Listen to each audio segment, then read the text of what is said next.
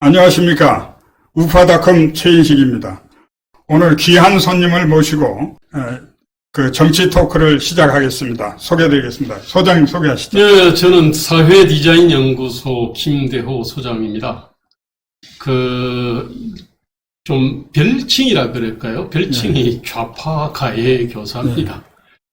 몇 년 전에 제가 조선일보, 월간조선 기자하고 제가 인터뷰를 했더만은 이제 사회디자인연구소 소장으로서 뭘 했는지, 그리고 어떤 거를 생산하는지, 누구를 만나가지고, 제가 경제방략에 대해가지고, 이제 슬퍼하고 토론을 했는지, 이 얘기를 쭉 듣더만은,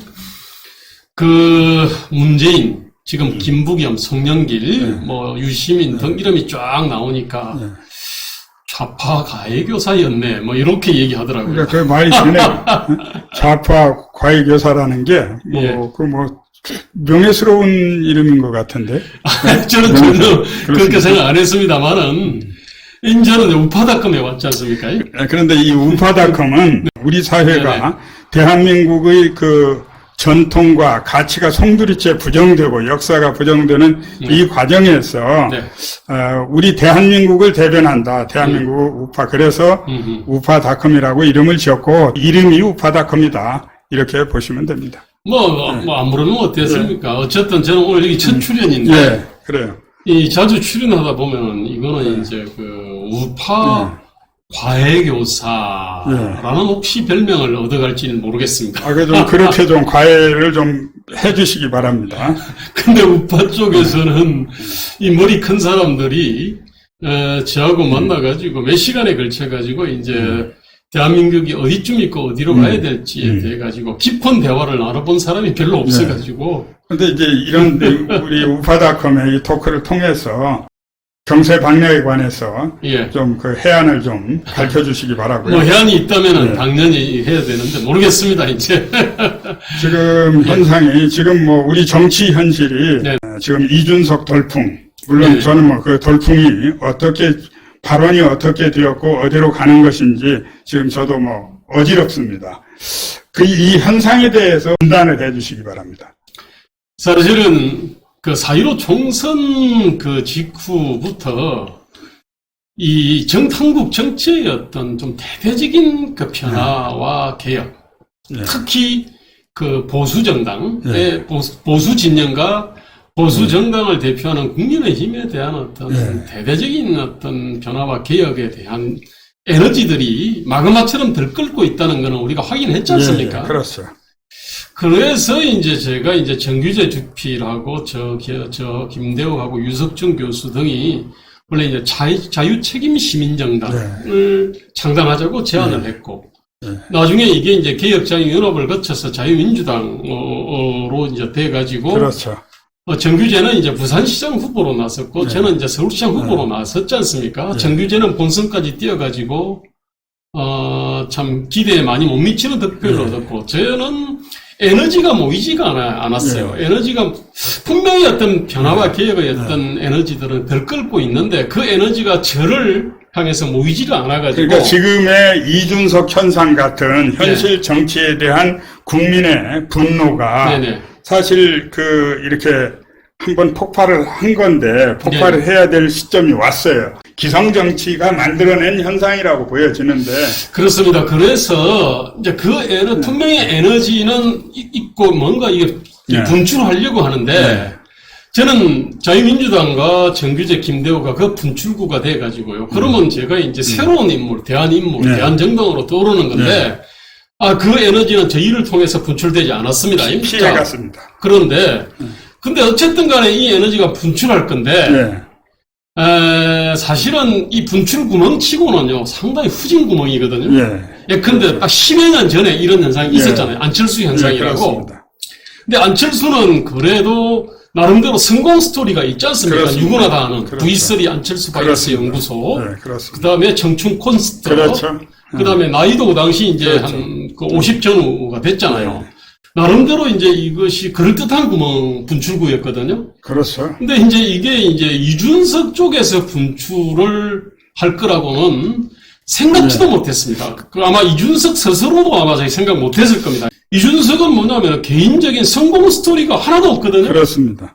자, 그 다음에, 좋은 운동을 했나, 아니면 좋은 기업체를 읽었나, 좋은 책을 냈나, 좋은 담론을 갖다가 내세웠나, 아무것도 사실은 없고, 그 다음에 제대로 된 어떤 직장 생활도 한 적이 없거든요. 예, 그렇습니다. 일반 2030들의 어떤 애환을 알래야 알 수가 없는, 그런데 저는 이런 출구를 통해 가지고 분출할 거라고는 꿈에도 생각 못 했는데, 저는 현실로 인정을 합니다, 사실은. 왜? 다른 좋은 구멍이 없으니까 사실은 그쪽 구멍으로 분출한 거 아니겠습니까? 그죠? 그러니까 이제 그런데 제가 참 놀랐고, 이 충격을 지금 감당하기 어려운 건 뭐냐. 저뿐만 아니라 대한민국의 우파 보수 진영에 더구나 이 현상이 정의당이나 민주당의 변방에서 일어났다면 그럴 수 있다고 봅니다. 네, 그렇습니다. 그러나 대한민국의 건국과 산업화를 책임지고 있는 정당이었단 말이에요. 네네. 이 보수 정당의 정통 보수 정당에 정의당의 청년이 와가지고 지금 이런 현상이 일어났다 이렇게 볼 수가 있는 거죠. 거칠게 보면은 그렇습니다. 저는 이제 한 386의 사상혁명 또는 진보와 보수를 넘어라는 책, 그 다음에 7공화국이 온다. 어쨌든 이 대한민국이 어디쯤 있고 어디로 가야 될지 이걸 갖다가 규명한 책을 한 20권 가까이 냈던 사람입니다. 그렇습니다. 그래서 이제 586 운동권의 어떤 화석화된 586 운동권하고 오랫동안 제가 투쟁을 갖다 해왔고요. 그렇죠. 그러니까 제가 그렇게 투쟁을 하고 책을 쓰고 토론을 갖다 해왔던 사람으로서는요.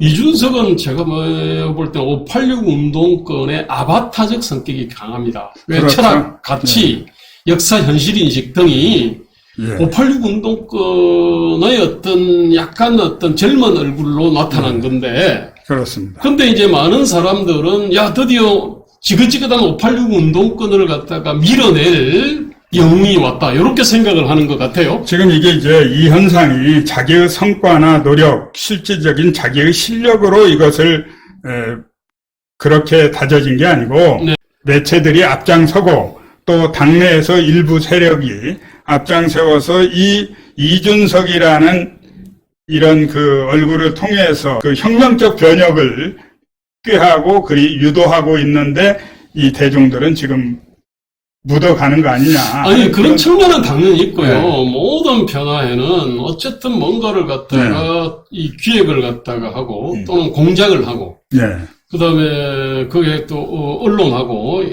일부 언론하고 이제 어떻게 보면 야구하고 그거 다 있습니다. 그렇죠. 사실은.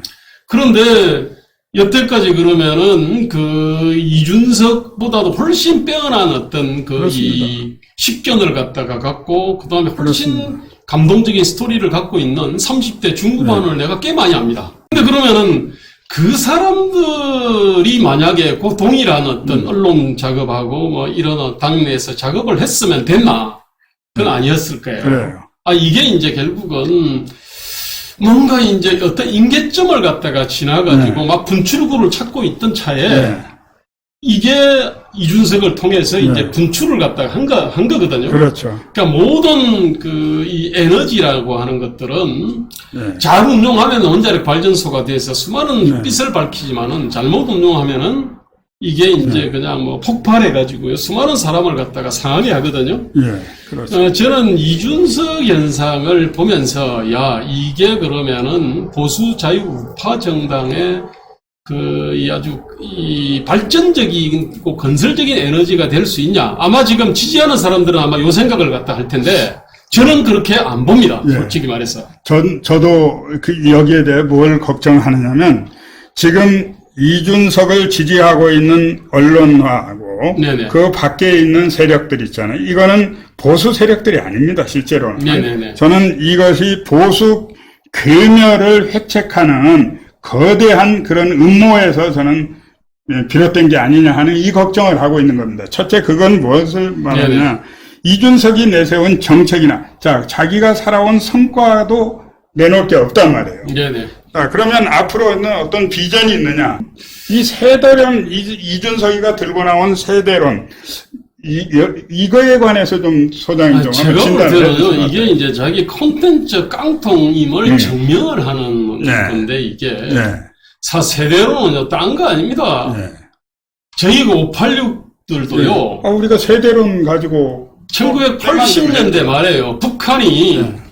그 당시에 우리 이제 82학번, 83학번, 84학번들 있잖아요. 그 사람들한테 새세대라는 이름을 붙여줬습니다. 예, 북에서 붙여준 거예요. 북에서 이름을 붙였고, 그 다음에 뭐 내부적으로도 그때 저희가 이제 386, 저 63년생인데, 그때 이제 386도 이제 사실 세대론을 내세웠어요. 그리고 아마 100년 뒤에도 아마 이럴 거 콘텐츠가 없는 정치가 계속되면요. 그러면은 뭐냐면은 후천적인 타고난 형질이 있잖아요. 예컨대 이 노선이라고 하는 거는요, 이거는 뭐 대화 토론을 통해 가지고 뭐 이렇게 받아들이고 합리적 핵심을 받아들이고 그렇게 해서 이제 통합도 하고 뭐 이럴 수가 있는데 예컨대 세대론 아니 이거를 갖다가 그러면은 나이를 갖다가 10살, 20살을 갖다 돌릴 수가 없잖아요. 그렇죠. 예컨대 여성. 그 다음에 타고난 출신 지역. 그렇습니다. 그러니까 북한 같은 경우는 이제 그 타고난 계층이겠지. 그렇습니다. 이거 생내적인 거거든요. 이런 거를 가지고 말입니다. 정치적 무기로 사용하는 거는 사실은 가장 후진 형태거든요, 사실은 그렇습니다. 이게. 그 안에 내용도 하나도 없는 겁니다. 그렇습니다. 그래서 저는 이제 이거를 갖다가 때가 되면 나타나는 그 각설이 타령 같은 건데, 또 이 각설이 타령 중에서도 빈깡통을 때리는 각설이 타령 같은 그렇죠. 거거든요. 내용이 없으니까 이게. 그래서 영상에다가 아예 그걸 카피를 썼습니다. 그렇습니까? 카피를. 그러면은 그 원작자는 저 김대우라고 좀 알아주셨으면 좋겠습니다. 그거하고 지금 이제 참 이거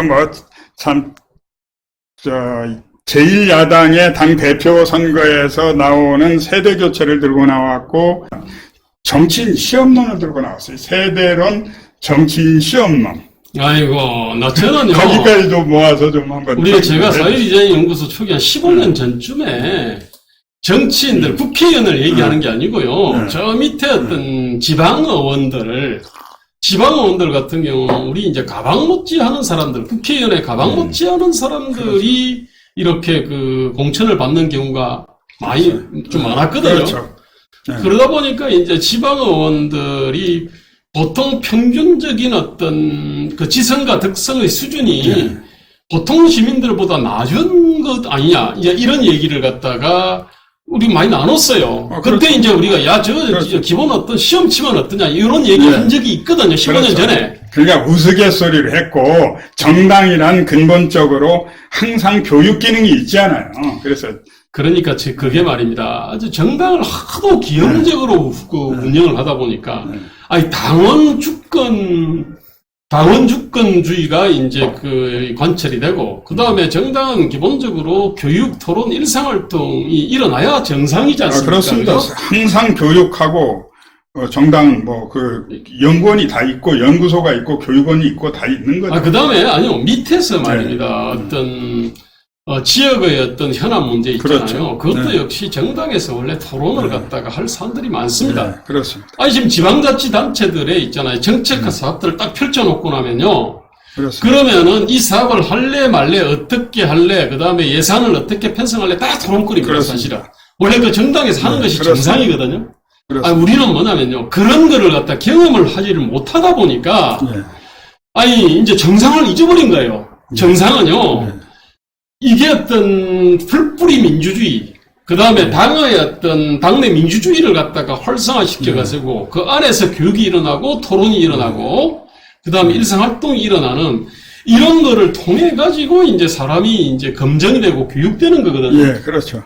모든 선진정당은 사실은 이렇게 합니다. 그렇습니다. 근데 지금 대한민국 하도 기형이 되다 보니까요. 지금 우리가 얼마나 이게 이 기형을 해결하는 방식조차도 까먹어버린 거예요. 그렇게 해서 나온 것이 시험론이거든요.